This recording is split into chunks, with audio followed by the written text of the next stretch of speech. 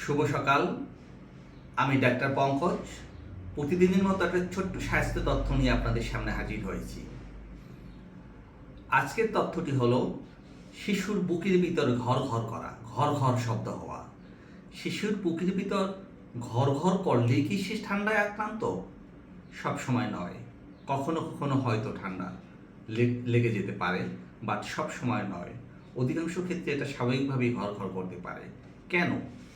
কারণ হলো শিশুরা সাধারণত 90% শ্বাস নিয়ে থাকে নাক দিয়ে এবং বাকি 10% মুখ দিয়ে। আর বড়রা নাক মুখ উভয় জায়গা দিয়েই শ্বাস নিয়ে থাকে। শিশুদের নাকের ভিতর যে শ্লেষ্মা থাকে, অর্থাৎ যে কফ থাকে, যে মিউকাস সিক্রেশনটা হয়, এটা গলায় এসে জমে। যেহেতু এটা শর্ট থাকে শ্বাসনালীটা, সেহেতু গলায় এসে জমে। এবং আরেকটা কারণ হলো লালা। যে লালাটা আমরা বড়রা গিলে ফেলি, শিশুরা এটা গিলতে পারে না, সেটাও এসে গলায় জমে।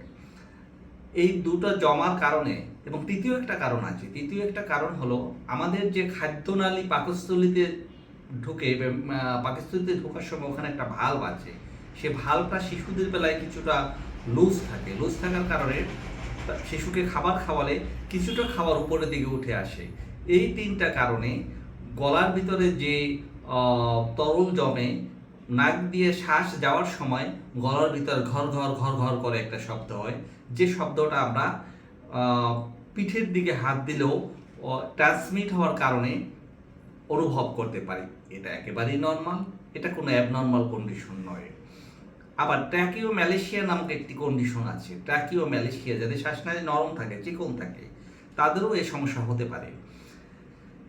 এ সকল ক্ষেত্রে কোনো চিকিৎসার প্রয়োজন নেই। শুধুমাত্র নর্মাল স্যালাইন, যেটা নরসল, সোলো, নচমিস্ট বিভিন্ন নামে বাজারে পাওয়া যায়, এটা রোজ 4 বার করে নাকে দিলেই হয়।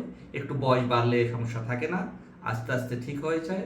আপনাদের সকলকে অনেক অনেক ধন্যবাদ।